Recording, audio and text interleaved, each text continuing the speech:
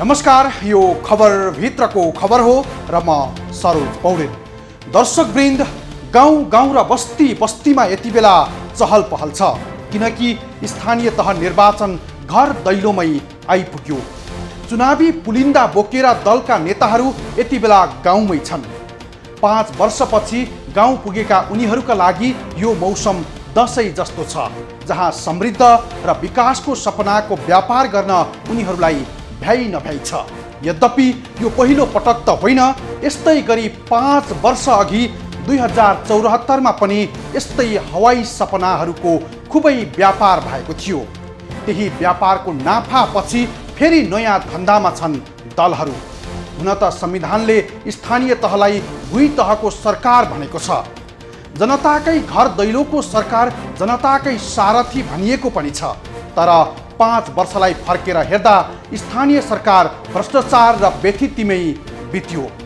पहाड भत्काएर डोजर आतंकले बस्ती बस्ती बगे भने सिटामोल नपाएर स्वास्थ्य संस्था घिटी घिटीमा तडपिरहँदा पनि आकाश छेड्ने पहाडमा भ्यू टावर ठडाइए। भ्रष्टाचार, भ्यू टावर र डोजर विकास आतंकको त्रासदीपूर्ण 5 वर्ष कार्यकालको कथा लिएर उपस्थित भएका छौँ आजको खबर भित्रको खबरमा। कवि अर्जुन पराजुलीको कविताको एक अंशमा यो भनिएको छ कि जहाँ हामीले चोरलाई भोट दिएर अहिले चोर भनिरहेका छौँ, हो असल र योग्य नेतृत्वको ठाउँमा गलतलाई भोट दिएर अहिले पछुताउनु परेको छ चोर भनेर। यस पटक पनि उसै गरी स्थानीय तहको निर्वाचन हुँदैछ यही वैशाख 30 मा। विगतका झैँ यस पटक पनि कवि पराजुलीले भने जस्तै गरी चोर र साधुहरू गाउँ छिरेका छन् तपाईहरूको सार्वभौमिक मतका लागि। विगतमा पनि साधु र चोर नछुट्याउँदा अधिकांश स्थानीय सरकार भ्रष्ट बने जनताका लागि। भुइँ तहको सरकार सारथी बनेन, बरु व्यथितिका प्रदूषित पात्र बने।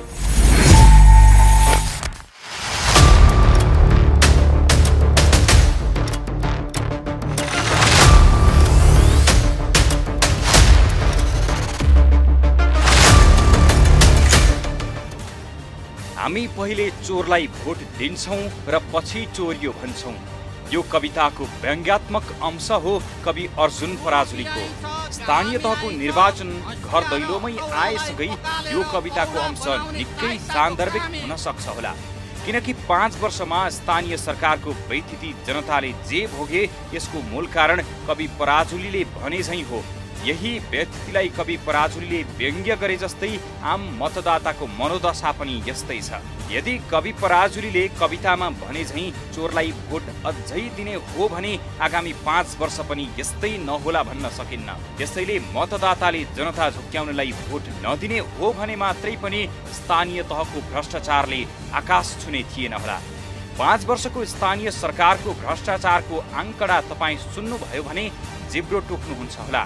भ्रष्टाचारमा नयाँ नयाँ रेकर्ड कायम गरेको यस मुलुकमा कुल भ्रष्टाचारको 48% भन्दा बढी स्थानीय सरकारले भ्रष्टाचारको भारी बोकेका छन्। हुन त स्थानीय सरकार भुइँ तहको सरकार हो, जहाँ जनताको जन्मदेखि मृत्युसम्मको सारथी हो स्थानीय सरकार।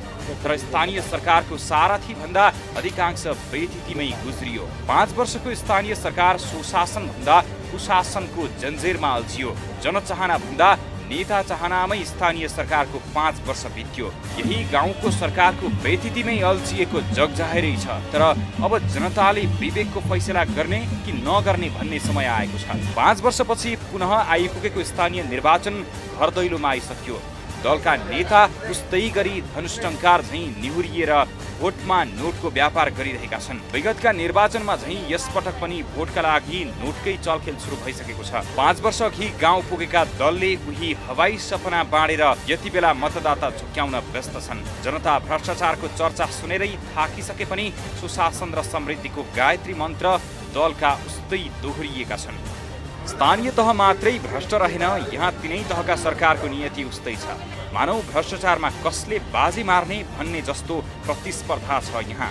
राज्यको हरेक संरचनागत भ्रष्टता यति छ कि जहाँ घुस बिना कुनै पनि काम हुँदैन, ताकि भ्रष्टाचार निर्मूल गर्न बलियो र प्रभावकारी संयन्त्र बनोस् भन्ने हो। आम जनताको चाहना पनि यो हो कि जहाँ स्वच्छ छवि भएका कार्यकर्ता स्थानीय सरकारको नेतृत्वमा पुगोस्, जसले सुशासन सहित जनहितमा काम गर्न सकुन् भन्ने नै हो। तर विगत 5 वर्षमा स्थानीय तहका जनप्रतिनिधि विरुद्ध अख्तियार दुरुपयोग अनुसन्धान आयोगमा परेका उजुरीले तपाईँ हाम्रो शरीर नै काम नसक्छ। 35,000 भन्दा बढी जनप्रतिनिधिमा 20,000 भन्दा बढी उजुरी पुगेका छन् अख्तियारमा। त्यसैले यो दर्शाउँछ कि भ्रष्टाचार गाउँ गाउँमा पुग्यो, जहाँ अख्तियारलाई भ्रष्टाचारी समाउन हम्बे हम्बे नै पर्यो। 77 वैशाख 1 देखि अहिलेसम्मका उजुरीको हिसाबले सुरु गर्नुपर्दाखेरि चाहिँ तपाईँको जम्मा उजुरी सङ्ख्या भनेको हामीसँग 10,211 उजुरीहरू छन् होइन।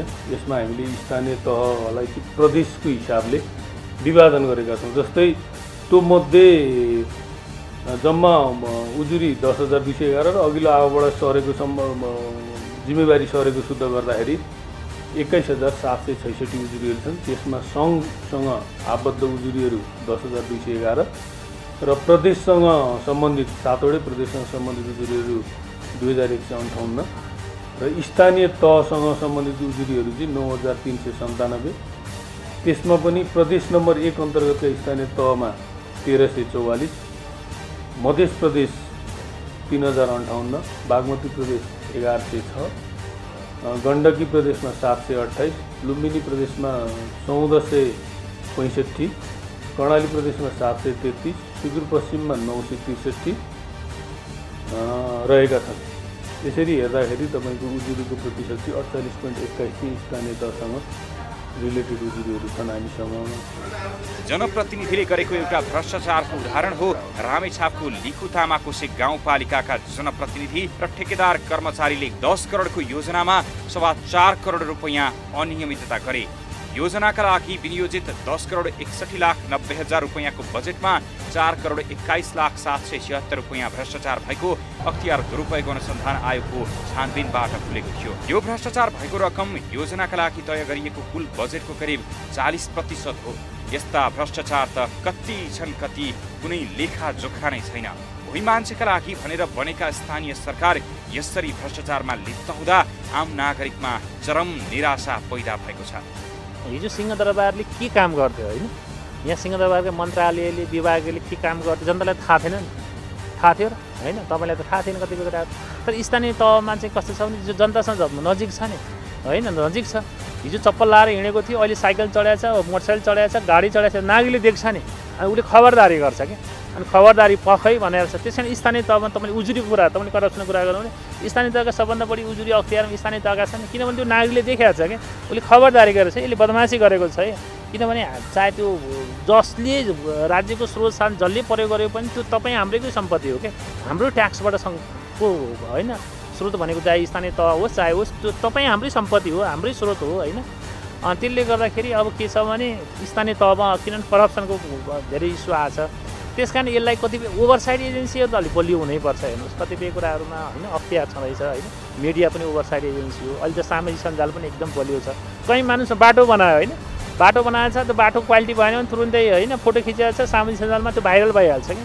त्यसले गर्दा यसले स्ट्रङ भएको छ। अब नेपाल यहाँ त हेर्नुहोस् न, कतिपय कुराहरू अघि पनि भने मैले, अब सिंहदरबारमा त कसैको एक्सेस न, सिंहदरबारको सरकारलाई न नागरिकले देख्छ न सुन्छ न अनुभूति गर्छ। तल त सबै गर्छ नि उसले, नागरिकले सबै अनुभूति। त्यही भएर त हामीले भनेको के हो भने जनताको घर दैलोसम्म सर्भिस पुर्याऊ, अधिकार पुर्याऊ होइन, त्यसको स्थायित्व हुन्छ, स्थिरता हुन्छ होइन। त्यसले गर्दाखेरि यो डेमोक्रेसीलाई बलियो बनाउँछ भन्ने हाम्रो भनाइ हो। तर आम नागरिकको त्यो चाहना 5 वर्ष स्थानीय सरकारले पुरा गर्न सकेन। बरु भ्रष्ट राजनीतिले परिवर्तनप्रति जनताको आक्रोश थप बढ्यो। यति बेला स्थानीय सरकारको 5 वर्ष कार्यकाल सकिँदै नयाँ निर्वाचन आगामी वैशाख 30मा हुँदैछ, जहाँ दलहरू फेरि चुनाव जित्ने रणनीतिमा गाउँ गाउँमा मत माग्न व्यस्त छन्। यसपटकको निर्वाचनमा पनि उनीहरूको चुनावी रणनीति उही छ, जहाँ भोटका लागि नोटकै सक्रियता छ। भ्रष्ट राजनीतिज्ञले मतदातालाई यसरी ढिक्याउँछन् कि जहाँ छाक टार्न सङ्घर्ष गर्नेलाई मासु भात दिन्छन्, अन्धकारमा सुत्नेलाई बिजुलीको हवाई गफ दिन्छन् अनि भोट लुट्छन्। निर्वाचन जितेपछि ती नेता कार्यकर्ताले भोलिदेखि अनुहारै देखाउँदैनन्। कुनै पनि राजनीतिक शक्ति भ्रष्टाचारबाट टाढा छैनन्। संविधानले 3 तहका सरकारको परिकल्पना गरेको छ। जनताको सबैभन्दा नजिकको स्थानीय सरकार छ, जसको निर्वाचन मिति नजिकै छ, तर भारीका भारी बेथितिका जाङ पनि उत्तिकै छन्। अस्थिरताले आर्थिक समृद्धि र विकासलाई कसरी बिथोल्छ भन्ने कुराको उदाहरण स्थानीय तहमा जनताले अनुभव गरे, जहाँ एउटा दलको नियुक्ति अर्को दललाई अपाच्य हुन्छ। कार्य सम्पादन र नेतृत्व क्षमता त परको कुरा भइगयो, गाउँकै माटोलाई समेत साक्षी राखेर क्षणिक दृश्य देखाइन्छ, तर पर्दाभित्र सत्ताधनको भयानक खेल खेलिन्छ, जसले कुशासन र भ्रष्टाचारलाई थप संस्थागत गर्दछ। यही प्रवृत्ति संघीयता पछिको स्थानीय सरकारमा जनताले मजाले अनुभव गरे। यसर्थ आसन्न निर्वाचनमा पनि विगतका कुनै प्रवृत्ति र पात्रलाई मतदाताले चिन्न सकेनन् भने मुलुकभित्रको भ्रष्टाचार र कुशासन जहाँको केही नरहला भन्न नसकिएला।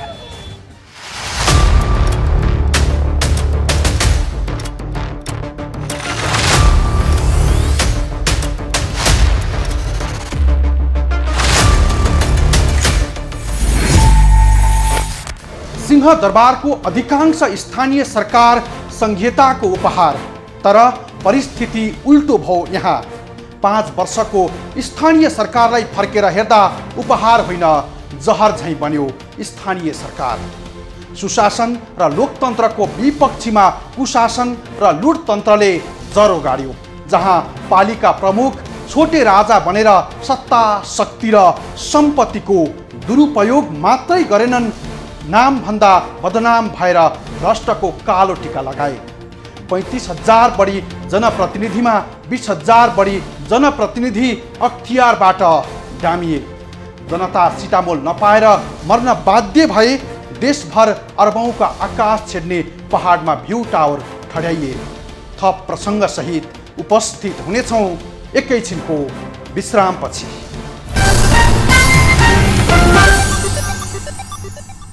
यो देशमा भ्यू टावर भन्दा गरिबी अग्लो छ यहाँ वर्षौंदेखि, तर स्थानीय सरकारले कसले अग्लो भ्यू टावर बनाउने भन्दै तछाड मछाड नै गरे। भ्यू टावर पनि विकासको आधार हुन सक्छ, तर जनता सिटामोल समेत पाउन सकेको छैन। न्यूनतम खाद्य अभावले बाजुराका मुक्तिकोट जस्ता जनता हजारौं बस्तीहरू कुपोषणले भत्भती मर्न पर्यो, तर स्थानीय सरकारले उजाड बस्ती हेर्न भ्यू टावरमा अरबौं लगानी गरे। चालु आर्थिक वर्षमा मात्रै देशभर 17 अर्बका भ्यू टावर उभिए, जहाँ जनता गरिब र अभावले अकालमै मृत्यु रोज्न बाध्य भए।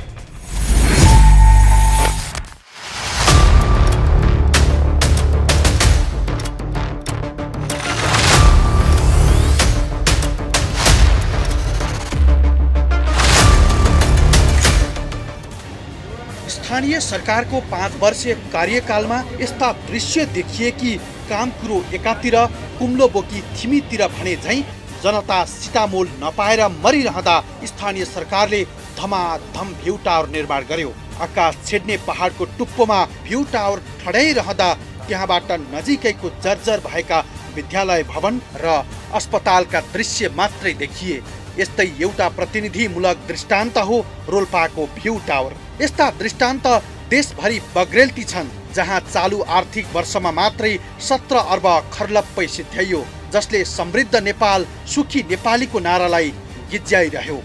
उपचारको अभावमा जीर्ण भएको अस्पतालको मझेरीमा बिरामी छटपटाइरहे। उपचार गर्न अस्पताल तप तप पानी चुहिने देख्दा देख्दै पनि छानै टाल्न सकेनन्, तर पनि अस्पतालको कन्त बिजोग देखिने गरी नजिकै गगनचुम्बी भ्यू टावर ठड्याउन तल्लीन देखिए जनप्रतिनिधिहरू। डाँडा डाँडामा भ्यू टावर बनाउन तछाड मछाड गरेर झिल्के टावर बनाउँदै गर्दा ती भ्यू टावरमा चढेर हेर्दा रित्तो बस्ती र उजाड भूमि मात्रै देखियो।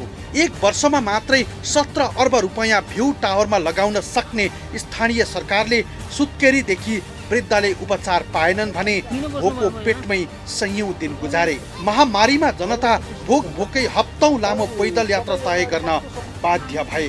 खाली खुट्टे यात्रा गरेर आफ्नो थात थलो फर्किँदै गर्दा उनीहरूले मत दिएर निर्वाचित भएका आफ्ना जनप्रतिनिधिलाई झलझली सम्झिए, तर उनीहरूलाई कसैले सम्झिएनन्। संहिता कार्यान्वयन पछिको स्थानीय तहको 5 वर्षे कार्यकालमा जनतामा धेरै ठुलो अपेक्षा पनि थिएन। उनीहरूमा अपेक्षा यति मात्रै थियो कि जहाँ सहजै स्वास्थ्य, शिक्षा, रोजगार र खाद्यान्नसँगै सुरक्षितसँग बाँच्न पाइयोस्। तर 5 वर्षमा मुलुकले व्यथिति मात्रै भयो। आजभन्दा ठिक 5 वर्ष अगाडि 2074 सालमा स्थानीय तहको निर्वाचनपछि मुलुकमा अनियमितता र भ्रष्टाचार नहोस् भन्ने आम नागरिकको चाहना थियो। त्यस बेला पनि सबै छोरीहरू सुरक्षित रहन्, हिंसाबाट समाज मुक्त रहोस्, विगतको जस्तो व्यथिति र बदनामी राजनीति नहोस्, यस्तै नै थिए जनताका अपेक्षा। हामी सिंहदरबार केन्द्रीकृत भयो भनेका छौँ, तर गाउँका सिंहदरबार पनि केन्द्रीकृत भएको छैन। त्यो केन्द्रीकृतलाई विकेन्द्रीकृत गर्नु पर्यो उनीहरूले। मैले भन्न खोजेको के हो भने मेयरले होइन, गाउँ नगरपालिकाको मेयरले उपमेयरलाई अधिकार नदिने होइन, अनि गाउँपालिका अध्यक्षले उपाध्यक्षलाई अधिकार नदिने अथवा समन्वयमा काम नगर्ने, अनि मेयरले वडा अध्यक्ष होइन, अनि वडा अध्यक्षले वडा सदस्य, यो बिचमा जुन ग्याप छ क्या होइन, यो ग्याप छ, यो ग्यापलाई पुरा गर्नु पर्यो होइन। कतिपय कुराहरूमा त्यहाँ पनि कतिपय कामहरू गर्दाखेरि चाहिँ वडालाई पहिलो प्राथमिकता दिनु पर्यो। हामीले त अब हिजो सिङ्गो गाविसलाई हामीले वडा बनाऊँ होइन, हामीले वडा बनाऊँ होइन, त्यसले गर्दाखेरि कम्ती हामीले बलियो बनाउने भनेको वडा हो। त्यस कारण केन्द्र त्यो गाउँपालिकाको नगरपालिका केन्द्रलाई भन्दा पनि वडालाई बलियो बनाउने, त्यस कारण वडालाई कसरी बलियो बनाउन सकिन्छ भन्ने ध्यान दिनु पऱ्यो। अनि अलिकति पारदर्शिता त्यति भएन कतिपय कुराहरू होइन। खर्च प्रणालीमा अलिक तपाईँले महालेखाको कुराहरू, त्यहाँ बिरुजुको कुराहरू कतिपय कुराहरू छन् होइन। खर्च प्रणालीलाई चाहिँ जुन चाहे त्यो सङ्घीय सरकारले पठाएको वित्तीय हस्तान्तरण होस्, चाहे प्रदेशले पठाएको वित्तीय हस्तान्तरण, चाहे स्थानीय तहले आफूले उठाएको कर होस् कि त्यसको खर्च हामीले कहाँ खर्च गरेका छौँ भनेको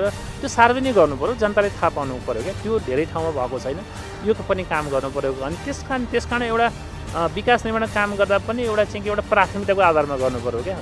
जेसुकै भनेपछि मैले पहिलो काम, पहिलो प्राथमिकता के, दोस्रो प्राथमिकता के, तेस्रो प्राथमिकता के भन्ने खालको होइन छरेर योजना छाउन गर्नु भएन।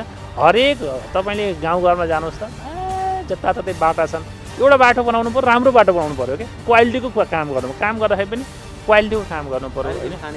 अनि अब सुविधा भोगी भए पालिकाका भन्ने छ नि अहिले आएर होइन, सुविधा भोगी भए त्यसलाई पनि अलिकति कसरी मितव्यय गर्न सकिन्छ, प्रशासनिक खर्च कसरी कम गर्न सकिन्छ भन्ने लगायत कुराहरूमा चाहिँ स्थानीय तहहरू जानु जरुरी। दुर्भाग्य यो 5 वर्षलाई फर्केर हेर्दा यस्तो रहेन, बरु त्यसको ठिक उल्टो भयो। दुर्जन र बदमासी राजनीतिक खेल अचाक्ली भयो। गाउँका सिंहदरबार नयाँ पञ्चे झैँ भए, जहाँ भ्रष्टाचार र अनियमितताले छोपिए स्थानीय तह। चरम भ्रष्टाचारको व्यथिति खुबै बढ्यो। लाखौं युवा बेरोजगारीले विदेशी भूमिमा लखेटिए। सयौं युवा जो आफन्तलाई जहाज चढेर विदाई गरे, तर फर्कदा बाकसमै फर्कन बाध्य भए। 2 वर्ष बढी त महामारीले मुलुक आक्रान्त भयो। महामारीले गरी खाने भुइँ मान्छेहरूको रोजगारी लुट्यो, आफन्त गुमे। गरिबी र अभावमा थप नुनचुक छर्किदियो महामारीले।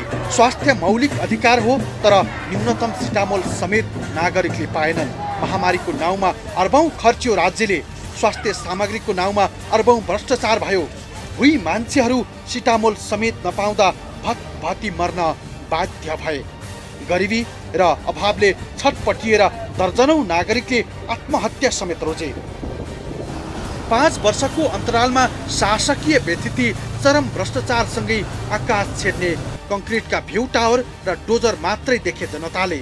हिउँदभर पहाडभरि डोजरको आतंक र वर्षातमा बाढी पहिरोसँगै रोग र भोकको आर्तनादले जनता आजित भए। स्थानीय तहको 5 वर्षे कार्यकालमा जनप्रतिनिधिले नामभन्दा बदनामी बढी कमाए। संविधानले मौलिक हकको व्यवस्था त गर्यो, जहाँ जे लेखिएको छ हुनुपर्ने पनि त्यही थियो। विडम्बना भइदियो ठिक उल्टो। मत दिनेहरू सडक ओछ्याएर आकाश उडेर रात बिताए। मत लिनेहरू सडकबाट महलमा पुगे, जहाँ उनीहरूको लागि स्वर्गको महल थियो, जसले संघीयताको भावना र मर्मको मात्रै चिरहरण गरेन, परिवर्तनको त्यो कुर्बानीलाई शर्माउने बनाइदियो यो 5 वर्षले। तैपनि उस्तै गरी दलका नेता घोषणा पत्रको हवाई सपना लिएर गाउँ गाउँ छिरेका छन्। यति बेला 753 स्थानीय तहको निर्वाचनमा 35,221 जनप्रतिनिधि चुनिन मनोनयन दर्ता गर्नेहरूको लड्कै छ, जहाँ 1,44,000 भन्दा बढी उम्मेदवार छन्। गत स्थानीय निर्वाचनमा बाँडिएका सपना अधिकांश अधुरै रहे। धरातलीय यथार्थभन्दा हवाई सपना देखाएका कारण ती कार्यान्वयन हुन सकेनन्। त्यसै गरी यस पटक पनि रेल पानी जहाज ल्याउने उस्तै सपनाको थुप्रो छ यहाँ जनता झोक्क्याउन।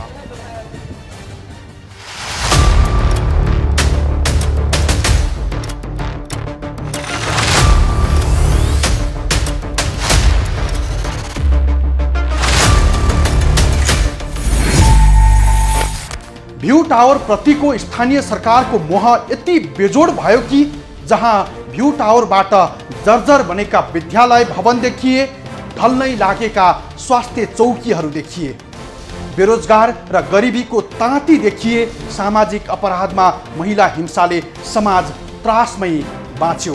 तर पालिका प्रमुखले उभ्याएका भ्यू टावर कतै समृद्धि देखिएन, बरु जहाँ त्यही गरिबीको दारुणिक दृश्य देखियो।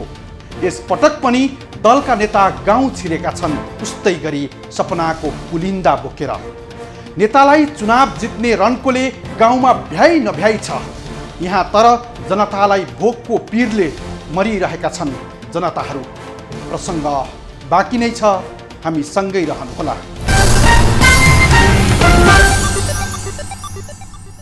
यति बेला स्थानीय निर्वाचनको मौसम छ। दलका नेता विगत झैँ गाउँ गाउँमा छिरेका छन्। 5 वर्षपछि गाउँमा पुगेका उनीहरू विगत झैँ सपनाका पुलिन्दा बोकेर जनताहरूलाई बाँडिरहेका छन्। 5 वर्षको स्थानीय सरकारबाट धोका खाएका मतदाता रिझाउन दललाई भ्याइ नभ्याइ छ, तर जनतालाई चुनावी मौसमले छोएकै छैन। साँझ बिहानको चुलो कसरी जोहो गर्ने भन्ने चिन्ता छ उनीहरूलाई। दलले गाउँ गाउँमा समृद्धि ल्याइदिन्छु भनेर विगतमा मत दिएका थिए। तिनै जनताले मत लिएर 5 वर्ष गुमनाम बनेका अनुहारहरूले जनतासँग मत मागिरहेका छन्। यो रिपोर्ट हेर्नुहोस्।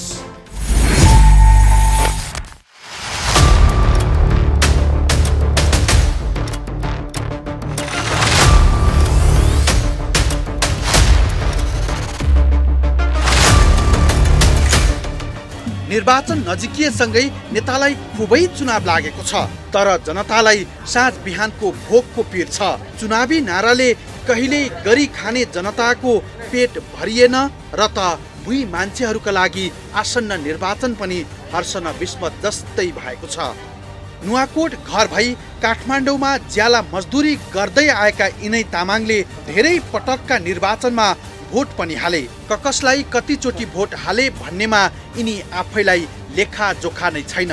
भोट हाल्दा हाल्दा यिनी वृद्ध नै भइसके।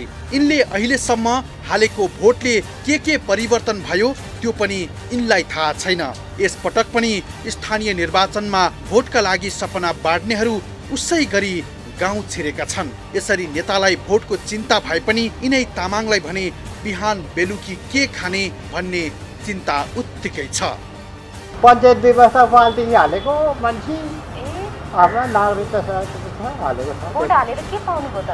खोइ के पाउनु, अधुरै हालिदिएको भरले हो। दुःख गरेर आएको छ ऊ हुने लौ लौ भन्छ, के पाउनु पाए। यो काम गर्दा बिहान बेलुका मजाले खान पुग्छ? अलिअलि खानुलाई जति कमाए त्यस्तै। यस्तै अर्का पात्र हुन् नक्कल बहादुर थामी। यिनी शारीरिक रूपमा अशक्त छन्। नक्कल बहादुर सडक छेउमा फलफुल बेचेरै गुजारा चलाउँछन्। आउँदो चुनावमा यिनले पनि भोट त हाल्छन्, तर के का लागि हाल्ने भन्ने अत्तो पत्तो छैन। तैपनि नेताहरूका आश्वासनले यिनलाई पनि उत्तिकै भुलभुलैयामा पार्छ। तर नेताको त्यस्तो भुलभुलैयाले आफ्नो गुजारा नचल्ने यिनै थामी बताउँछन्। भोट दिएर के गर्ने मेन कुरा प्रश्न यहाँ छैन। जसलाई भोट दिएर हामी जिताउँछौँ उहाँहरूले राम्रो नेतृत्व गरेर राम्रो चाहिँ तपाईँको देशको विकास गर्नु पर्यो हेर्नु, राम्रो काम गर्नु पर्यो हेर्नु। त्यसको लागि नै जनताको भोटको आवश्यकता पर्छ नि। हेर्नुहोस्, हामीले त उहाँहरूलाई जुन भोट दिएर जिताएर चाहिँ काम गर्न हामी पठाएको त्यो स्थानमा होइन, त्यो जुन कुर्सीसम्म हामीले पुर्याउँछौँ, तर उहाँहरूले त्यो काम गरिदिनुहुन्न। उहाँहरूले चाहिँ आफ्नो स्वार्थको लागि मात्रै काम गर्नुहुन्छ। अब उहाँहरूसँग हामीले के भोट दिएर के आशा राखौँ? मुलुक समृद्धि होस्, नागरिक खुसी रहन् भन्ने इच्छा रमेश प्रसादको पनि थियो र छ पनि, तर यिनको पनि सोचे जस्तो अहिलेसम्म भएको छैन। एउटा गतिलो रोजगारी समेत छैन। बिहान बेलुकी खाना लाउनै धौधौ छ रमेश प्रसाद शाहलाई पनि। आशामा त हामी जनता अनि विकासको लागि राम्रो छानेर दिउँ भन्छु, अनि पैसामा मान्छे बिकी जान्छ, अनि गलत गलत मान्छे आएर चाहिँ देश चलाउँछ, देश भ्रष्टाचारमा गएको। यता सर्लाहीका रूपेश राम राजधानीको चक्रपथमै भेटिए। यिनले भने अहिलेसम्म भोट हालेका छैनन्। 28 वर्षका यिनी भोट हाल्नुभन्दा बरु काम गरेर खान पाइने बताउँछन्। अहिलेसम्म गाउँमा सडक समेत नपुग्दा यिनीहरूमा राजनीतिप्रति नै वितृष्णा छ। हामी गाउँमा लाग्दैन, तिनीहरू गाउँमा केही प्रगति गर्ने हाम्रो गर्दैन त। मैले त हाले होइन, अरूले जिताइसक्यो, तर बाटो पनि बनाएन राम्रोसँग, केही कामै गर्दैन। भुइँ मान्छेहरूलाई भोक मेट्नै हम्मे छ। उनीहरूका अभाव अनि दुःख ज्यूका त्यू छन्। नेताहरूलाई भने मज्जैले चुनाव लागेको छ, तैपनि हरेक चुनावमा झैँ यस पटकको चुनावमा पनि आश्वासन बाँडेर भोट माग्नै तल्लीन छन् नेताहरू। तर जनताको दैनिकी भने जहाँको त्यही छ। मुलुक स्थानीय निर्वाचनमा होमिँदै गर्दा एकपटक 2074 सालको स्थानीय निर्वाचनमा फर्कनु पर्ने हुन्छ। त्यस बेला कुन कुन दलले कस्ता कस्ता आश्वासनहरू बाँडेका थिए र हवाई घोषणा पत्र लिएर जनतालाई भुलभुलैयामा पारेर मत मागेका थिए। 2074 देखि अहिलेसम्म स्थानीय तहमा के कति विकासका मार्गचित्र कोरिए, जनअपेक्षा अनुसार काम भए या भएनन् भन्ने मुख्य प्रश्न हो। 2074 को स्थानीय निर्वाचनबाट जनप्रतिनिधि बने लगतै गाउँमा मोटर बाटो झलझल्ती नवनिर्वाचित जनप्रतिनिधिको नजरमा सबैभन्दा पहिला पर्यो। आफ्नै हात जगन्नाथ भने जस्तै गरी आफै ठेकेदार, आफै जनप्रतिनिधि बनेर विकास गर्ने नाममा अन्धधुन्द जथाभावी डोजर चलाउँदा डोजर आतंक नै मच्चाए। जनप्रतिनिधिले बिना सुझबुझ डाँडा पाखा भत्काउँदा कतिपय बस्ती बगे भने बाढी पहिरोले मानव बस्ती नै खहरेमा परिणत भए। कतिपय ठाउँमा जङ्गलको चरम विनाश भयो। यसरी स्थानीय तहमा विकासका नाममा बल्झिएको विनाशलाई सजिलै पैसा कमाउन सक्ने बाटो बनाए जनप्रतिनिधिले। तर जनताका दुःख जहाँको त्यही रहे र अहिलेसम्म पनि यथावत नै छ। यो त 5 वर्षमा भुइँ मान्छेका लागि काम गर्छु भनेर गएका जनप्रतिनिधिले गरेका अविवेकी काम हुन्। यस्ता काम त उनीहरूले यति गरे कि जुन कामबाट जस भन्दा अबजस धेरै बढ्नुले। यसरी स्थानीय तहमा विकासका नाममा गरिएको विध्वंसकारी विनाशलाई गरिबहरूलाई उठीवास लगायो। पैसावालाहरू झनै धनी भए। सहरमा महल जोडे, जसले गर्दा संघीयताको 5 वर्ष प्रिय बनेन, जसका लागि भन्दै ल्याइएको थियो संघीयता।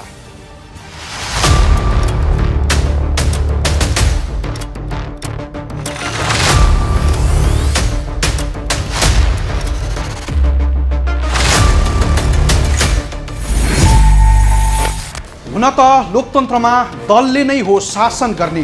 संविधानले उनीहरूलाई यो अधिकार पनि दिएको छ, तर उनीहरू जनताप्रति जवाफदेही हुनुपर्ने हो।